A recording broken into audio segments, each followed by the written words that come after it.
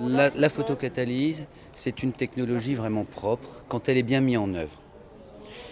Quand on a suffisamment de puissance photocatalytique, le principe c'est qu'on va dégrader tout et à la fin de la chaîne, c'est-à-dire qu'on va couper les molécules polluantes en petits morceaux, on ne va pas relarguer de molécules polluantes parce que notre réacteur est suffisamment étagé pour permettre la dégradation des sous-produits qui sont créés lors de la première dégradation des molécules.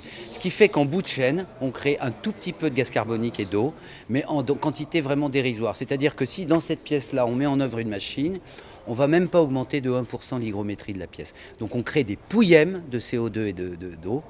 C'est vraiment une technologie propre. On part de molécules polluantes et on arrive à un tout petit peu d'eau et de gaz carbonique. Aujourd'hui, on ne peut plus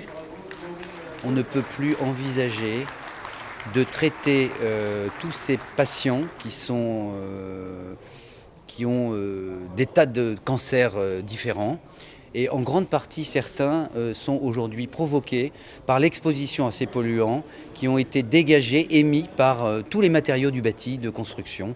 Parce que jusqu'à présent, les moyens analytiques ne permettaient pas de quantifier ce qui était dégagé par ces cols à moquette, par ces constituants de matériaux qui constituent le bâti aujourd'hui d'une habitation.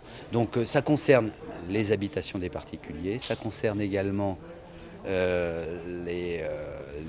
tous les bâtiments du tertiaire, donc ce qu'on appelle pour nous dans notre jargon les ERP, les établissements recevant du public.